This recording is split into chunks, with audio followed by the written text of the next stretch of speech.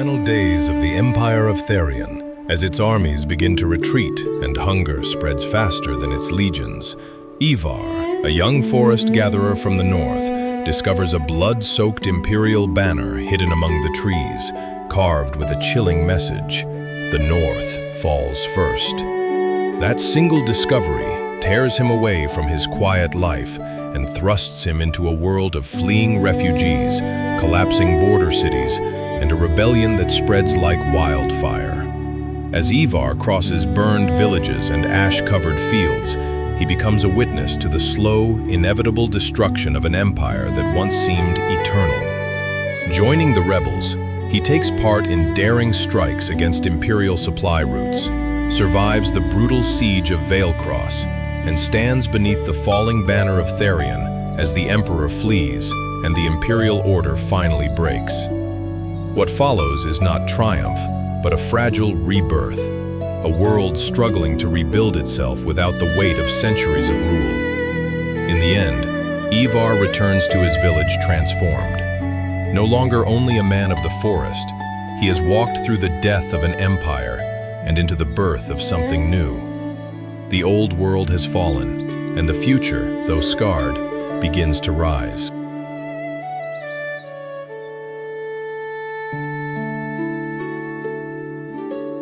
Chapter 1. The Banner in the Forest. Ivar had learned the language of the forest long before he learned the language of men. He knew when the wind meant rain, when the silence meant wolves, and when the birds' sudden flight meant that something heavier than weather was moving through the trees. The northern woods of Therion spoke that morning in a voice he did not like, low, uneasy, as if the earth itself were holding its breath. Mist drifted between the oaks and pines, pale as breath from a sleeping giant. Ivar walked carefully, a woven basket resting against his back, the leather strap crossing his chest. His boots were dark with dew and soil. He moved as gatherers always did, slow, patient, never wasting a step, never breaking more than the forest allowed. He knelt beside a fallen birch and brushed away the moss. Beneath it clung clusters of winterberries, black and shining. He cut them gently and placed them into the basket. Near the stream, he unearthed bitterroot, and from the wounded side of a pine he collected resin that would later be traded for salt or cloth. These were the small coins of his village's survival. They were poor people, but they endured. The forest had always protected him, until that morning. The wind shifted. Ivar froze. The smell reached him before the sight did. Iron and smoke, sharp and wrong. The scent of things that did not belong among leaves and damp soil. His hand closed around the handle of his knife. He followed the smell through ferns and thorn brush, moving carefully now, every sense awake. The trees opened into a narrow clearing. There, planted in the earth like a grave marker, stood an imperial banner. Crimson cloth hung heavy and stiff in the cold air.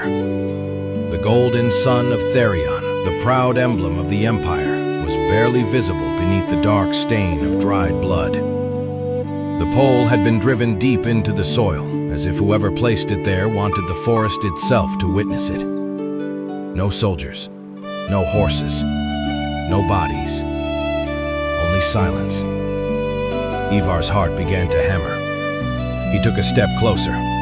The cloth stirred in the wind and revealed something carved into its back, not painted, not stitched, but cut deep with a blade. The letters were uneven, desperate. The North falls first. The forest seemed to recoil. Even the birds had gone quiet. Ivar stood there for a long time, the basket forgotten at his feet. He did not know who had written those words or where the soldiers had gone. He only knew that nothing in his life would ever return to the way it had been. He reached out and touched the blood-darkened cloth. In that moment, the forest no longer felt like home, and the fall of the empire had just found him. Chapter 2: The Village and the Emperor's Tax. Ivar reached his village before noon. Smoke curled from the low roofs, and the sound of voices drifted from the square. But the tone of it was wrong, tight, fearful. He slowed as he entered between the huts. People stood in small clusters, speaking in murmurs, eyes drawn again and again toward the well at the center of the square. An imperial wagon waited there. Its wheels were tall and iron-banded, the wood painted in the red and gold of Therion. 3 soldiers stood beside it in steel cuirasses and heavy cloaks. A fourth, their captain, held a parchment scroll and read names aloud. Old Bren stepped forward, his hands shaking. He poured grain into the wagon until the sack lay flat and empty. When he straightened, his face was gray with hunger. "That is all I have," Bren said. The captain struck him with the back of his hand. Ivar felt something in him harden. Around him, the villagers lowered their eyes. This was the price of the Empire's wars, paid by men who had never seen the capital, who had never held a sword for Therion. When the soldiers finally left, the square remained silent. No one spoke. Ivar returned to his hut, the banner's words burning in his mind. The North falls first. That night, Ivar packed what little he owned. He did not know where he would go. He only knew that the world he had known was already dying. Chapter 3: The Hidden Message. Before dawn, Ivar returned to the forest. The village still slept, but he could not. The banner's words echoed in his thoughts like a warning bell. He followed the same path as the day before, moving quickly, driven by a need he could not explain. Mist clung to the trees, and the clearing emerged from the gray light like a wound in the earth. The banner still stood where he had left it, but now the wind had twisted the cloth, exposing its reverse side. There, beneath the bloodstains, more markings had been cut into the fabric, rough lines forming a map, and beside them, the name of a river he recognized. Veilrune. Ivar's breath caught. Veilrune lay days to the south, near the old border towns. He understood then that the message was not only a warning, but a direction. He pulled the banner free from the soil. The earth beneath was dark and wet, as if it had been freshly disturbed. Whatever had happened here was not finished. With the banner folded under his arm, Ivar turned away from the clearing. He did not look back. The forest watched him go, and for the first time in his life, he felt it was no longer sheltering him, but pushing him forward. Chapter 5: Shadows on the Road. The road narrowed as it climbed into the hills, the soil turning to broken stone under Ivar's boots. Clouds dragged low across the sky, and the wind carried the bitter smell of distant fires. He kept to the edges of the path, moving between scrub and rock, every sense sharp. The banner beneath his cloak felt like a living thing, pressing against his ribs. Near dusk, he saw the first torches. They moved in a slow line along the road below. 6 riders, their flames swaying, their armor catching the dying light. Imperial scouts. Ivar slid from the path and crouched among the thorn bushes, hardly daring to breathe. The horses passed so close he could hear the creak of leather and the muttered curses of the men. One of them laughed. "I tell you, they're breaking," a voice said. "North Farms first, then the river towns." Another answered, "Good, less mouths to feed the Emperor's wars." The riders continued, their voices fading. Ivar remained still until the dark fully settled. Only then did he rise and continue on, heart pounding, understanding now that the Empire's shadow was longer and closer than he had ever imagined. That night he slept in the ruins of a shepherd's hut. The stones were blackened by fire, the roof long collapsed. He dreamed of marching boots and fields without crops, of wolves feeding on banners instead of sheep. Chapter 6. The border town of Kerith. Kerith rose from the plain like a scar of stone and smoke. Its walls were old, built long before Therion's banners ever reached this far south, and patched again and again after wars no one remembered clearly. By the time Ivar arrived, night was falling, and the gates were crowded with wagons, herds, and weary travelers pressing inward before darkness sealed the roads. Inside the walls, the town roared with uneasy life. Merchants shouted, tavern doors banged, and somewhere steel rang against steel as a smith worked long past sunset. Yet beneath the noise lay tension, thick as fog. Every face seemed drawn tight, every conversation hushed when soldiers passed. Ivar found shelter in a common hall where farmers and traders shared bread and bitter ale. There he listened. The emperor's armies were retreating from the north. The river towns were closed. Taxes were rising even as grain ran out. No one said the words aloud, but everyone felt them. Therion was bleeding. Late that night, a wounded messenger stumbled through the square. Blood soaked his tunic. Before he collapsed, he gasped, "The legions are broken. The frontier is lost." Then he fell silent, and the crowd knew the war had come home. Chapter 7. The Wounded Messenger. Morning in Kerith came gray and heavy. The square was already crowded when Ivar returned from the common hall. Merchants whispered, soldiers argued with townsfolk, and every road beyond the gates stood choked with wagons preparing to flee. Near the well, a small knot of people had gathered. In their center lay a man on the stones, his cloak torn, his mail split open across the ribs. Blood darkened the dust beneath him, an imperial courier. The broken seal of Therion lay beside his hand. Ivar pushed closer. The man's lips moved, though no sound came at first. A woman knelt, holding his head. "The northern line is gone," the courier finally whispered. "They burned the supply roads. The legions are retreating.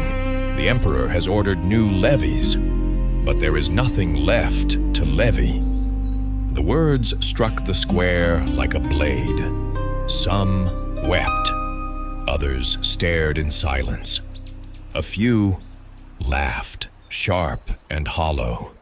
Before noon, the body was carried away. The town did not return to its noise. Kerith now lived with the knowledge that the empire's strength was not endless, that its armor could crack. And Ivar, standing among strangers, felt the world tilting, the slow collapse of something that had once seemed unbreakable. Chapter 8. The Rebel Pact. That night, Kerith did not sleep. Fires burned in the alleys, and voices murmured behind shuttered doors. Ivar was led beyond the eastern wall by a boy no older than 12, through vineyards and broken fences, until they reached an abandoned barn sagging under its own age. Inside, a dozen figures waited. Farmers, traders, a former legionnaire with a scarred face. They spoke of cut roads, of hidden grain, of villages refusing the emperor's tax. A woman named Mara unrolled a crude map across a crate and pointed to the rivers and passes. "We cannot fight the empire head-on," she said, "but we can starve it." Ivar listened, then placed the folded banner on the crate. When he revealed the words and the map carved into its cloth, the barn fell silent. They all understood. The message was a spark. The pact was sealed before dawn. Chapter 9. The First Strike. They moved before sunrise. The barn emptied in silence, men and women slipping into the mist with knives, axes, and old bows. Ivar followed Mara along the river road, where the Empire's tax wagons were said to pass before noon. The air smelled of wet earth and fear. When the wagons appeared, guarded by only 4 soldiers, the rebels did not hesitate. Stones flew first, then steel. One soldier fell screaming, another ran. The wagons were seized, their grain and silver scattered to the waiting villagers. Prisoners chained beneath the canvas were freed, blinking in the dawn. By the time the horns sounded from the distant hills, the rebels were gone. Smoke rose where the road had been. The Empire had been struck, and it had bled. Chapter 6. The Empire's Answer. The answer came with smoke and iron. By midday, the hills north of Kareth were black with marching columns. Banners of Therion rose like a field of blood-red flowers. Ivar watched from the ridge with Mara and the others as the legions advanced, burning every farm that had fed the rebels, cutting down those too slow to flee. The river ran thick with ash. Refugees poured south, carrying what little they could. Imperial proclamations were nailed to the gates of Kareth, promising death to any who aided the uprising. That night, the rebels scattered into the valleys. Ivar walked until his feet bled, knowing there was no return to the life he had lived. The Empire had chosen war, and the world was already paying for it. Chapter 11. The Road of Ash. Ivar walked for days through land that no longer resembled the north he had known. Villages stood hollow and blackened, their wells choked with debris, their fields trampled into mud. The wind carried the constant taste of smoke. He met no birds, no herds, only people moving like ghosts along the roads, their eyes empty with loss. At the ruins of a mill, he shared bread with an old man who had once served in the Emperor's wars. Therion grew too large, the man said. Empires always forget the weight of the world. That night, Ivar slept beneath a broken cart, while distant fires glowed on the horizon. He dreamed of the banner, of the words cut into its cloth, and of an empire slowly collapsing under its own hunger. Chapter 12. The River of the Exiled. The river Veilrun wound through the lowlands like a scar of dark glass. Along its banks, hundreds of people had gathered, tents of torn cloth and branches rising wherever the ground was dry enough to hold them. Children coughed beside small fires. Old men stared at the water as if waiting for answers to rise from it. Ivar spent 2 days among them. He helped bury the dead, shared what food he had, and listened. They spoke of soldiers stealing grain, of sons taken for the legions, of villages erased from the maps.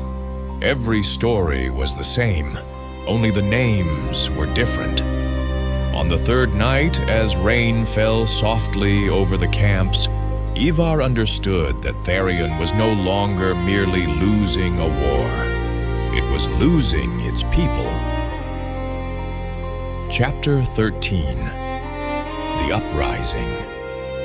The uprising began at dawn in 3 towns and a dozen villages. Horns echoed across the valleys. Farmers took up axes, millers carried spears, old soldiers dug their rusted swords from the earth. Ivar rode with them as the sun broke through the smoke, the road alive with shouting and fear and a wild new hope. They seized the storehouses, cut the messenger lines, and tore the Emperor's banners from the gates. In Kareth, the people flooded the square, driving the last garrison from the walls. By nightfall, the northern road was closed to Therion. Standing among the flames and cheering voices, Ivar felt the truth settle in his bones. This was no longer a flight from the Empire. It was the beginning of its end. Chapter 14. The Siege. They reached Veilcross at the edge of winter. The city had once been a jewel of Therion's borderlands, its white towers visible from leagues away, its river gates busy with trade from 3 provinces.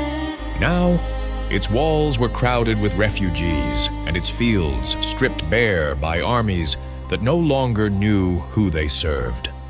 Ivar marched with the rebel column through frozen mud, the wind cutting his face, the sky a low, colorless lid.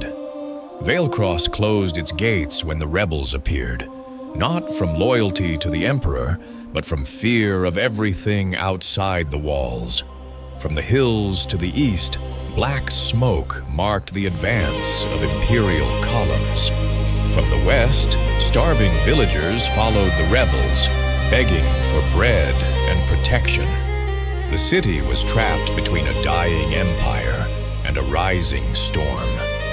Mara called the council beneath the ruins of an old watchtower. Maps were spread on broken stone.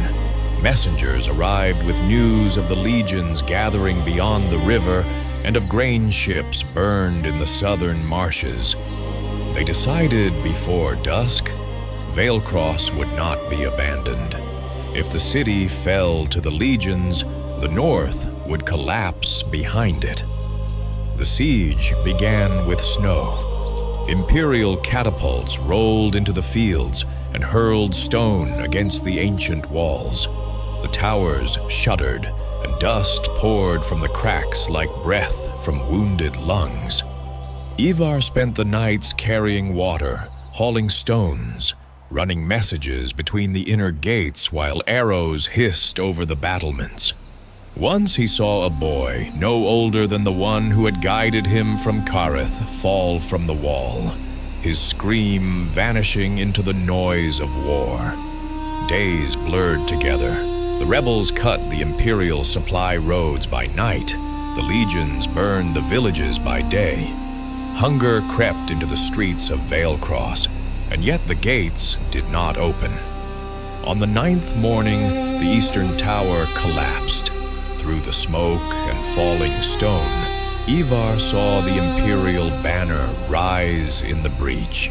He ran toward it with no thought of dying or living, only the memory of the banner he had found in the forest and the words cut into its cloth. The north falls first. The rebels pushed forward. Steel met steel. The banner fell into the mud. When night came, the walls still stood. Veilcross had not yet decided to die. Chapter 15. The Fall of the Banner. The battle for Veilcross did not end with the breach. It only changed its shape. Smoke lay thick in the streets, clinging to the stones and turning the sunrise into a pale wound in the sky. Ivar moved through the ruins with a small band of rebels, stepping over broken shields and shattered arrows, the sounds of fighting echoing from every quarter of the city. They reached the central square near midday. There, above the governor's hall, the imperial banner still flew, its red cloth torn but defiant. Around its base, a final knot of legionnaires had formed a shield wall, their armor blackened, their faces hollow with exhaustion. Yet they held. Mara's voice rang through the smoke. Take the banner, and the city falls. The charge was chaos. Steel crashed against steel. Ivar felt a blade glance off his shoulder, felt another strike tear his cloak. He stumbled, rose, and pressed forward with a roar he did not recognize as his own. When he reached the banner pole, a legionnaire struck at him. Ivar caught the man's arm, drove his knife into the gap beneath the cuirass, and pulled the banner free from its socket. For a moment, the world seemed to freeze. The wind carried the cloth upward, then let it fall into the blood and ash. The legionnaires broke. When the sun set, The square belonged to the rebels. Fires burned along the walls of the governor's hall, and the banner of Therion lay in the mud, trampled beneath the boots of those who had once feared it. Ivar stood apart from the cheering crowd. He thought of the forest, of the banner he had first found there, of the message that had started everything. The Empire was losing its face, and nothing would ever restore it. Chapter 16. The End of the Empire. The news reached Veilcross at dawn, carried by a rider whose horse collapsed at the gates. The Emperor had fled, not in triumph, not in command of legions, but in silence, under the cover of night, with only a handful of guards and whatever gold he could carry. By midday, the truth had spread across the city. Bells rang from the broken towers, not in celebration, but in disbelief. Men who had once sworn their lives to the son of Therion stood in the streets without banners, without orders, without purpose. Ivar walked among them, hardly recognizing the world around him. The imperial court had abandoned the capital. The southern provinces were in revolt. The western fleet had turned its sails and refused all command. The empire that had ruled for 3 centuries was collapsing in on itself like a rotted bridge. That evening, Ivar climbed the outer wall of Veilcross and looked south. Columns of smoke rose from distant towns, not from battle now, but from the burning of imperial records and the fall of governors' halls. The age of Therion was ending, not with a single final battle, but with 1,000 quiet surrenders. Mara stood beside him. "They thought it would last forever," she said. "Nothing does," Ivar answered. Below them, soldiers of the Empire laid down their swords and removed their armor. Some wept, others stared at their hands as if unsure what they were meant to hold now that power had slipped away. When night fell, the city did not close its gates. There was no empire left to fear. Chapter 17. After the fall. The weeks after the Empire's collapse were quieter than Ivar had expected, and far more dangerous. Without Therion's banners to hold the provinces together, old grudges surfaced like bones after a flood. Towns argued over borders, militias formed from farmers who had never held a spear, and former imperial officers sold their loyalty to whoever promised food. Ivar remained in Veilcross through the winter's edge. He helped repair roofs shattered by siege stone, stood guard over grain convoys, and learned the slow work of building something new where something vast had died. The people no longer spoke of empire. They spoke of roads, water, crops, and whether the coming spring would be kind. One night, standing on the southern wall, Ivar watched traders pass freely for the first time in his memory. No toll collectors, no imperial seals, only people choosing their own direction. It frightened him how fragile the world felt without the weight of Therion pressing on it. Yet it also felt alive. Chapter 18. A New Order. Spring arrived hesitantly, as if unsure whether the land deserved renewal after so much blood. Snow retreated from the fields around Veilcross, revealing soil black and rich, scarred by fire but still alive. Farmers returned with plows pulled by thin oxen. Children chased birds through the broken streets where soldiers had once marched. Councils replaced governors. No crowns, no banners of empire. Only voices raised in long arguments about borders, laws, and the sharing of water from the rivers. Ivar attended many of these gatherings, not as a leader, but as a witness. He saw how difficult freedom was, how heavy it felt in untrained hands. Former rebels quarreled with former imperial officers. Old rival villages threatened new wars. The world had survived the fall of Therion, but now it had to survive itself. One evening, as the sun bled into the western hills, Mara joined Ivar on the road outside the city. "We broke the empire," she said. "Now we must learn how to live without it."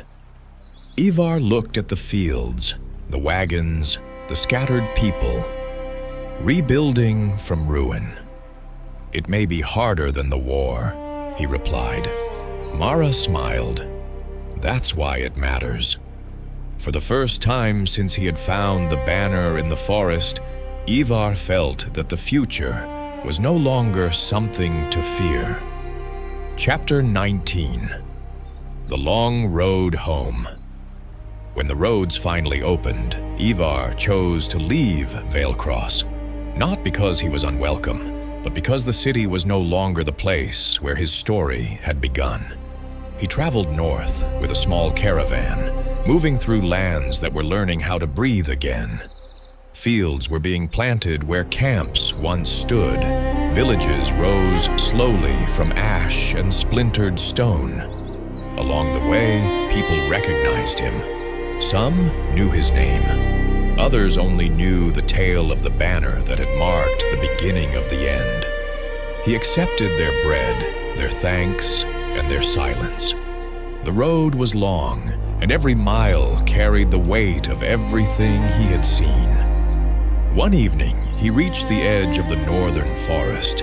The trees were thinner now, scarred by axes and fire, yet the wind still spoke in the language he had learned as a child.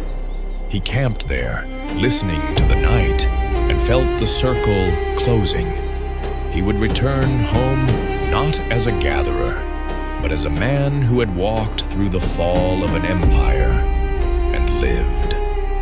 Chapter 20. A World Remade. Ivar reached his village at the edge of summer. The huts still stood, though new roofs of fresh timber shone beneath the sun.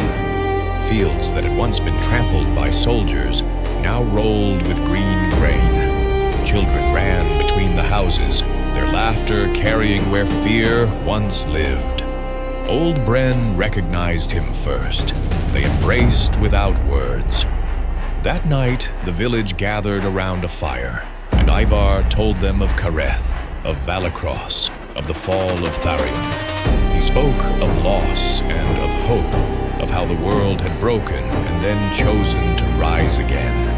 When the fire died low and the stars emerged, Ivar walked into the forest alone. The same wind moved through the branches.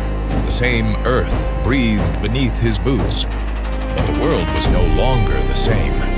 He had seen the end of an empire, and he had returned to help build what came after.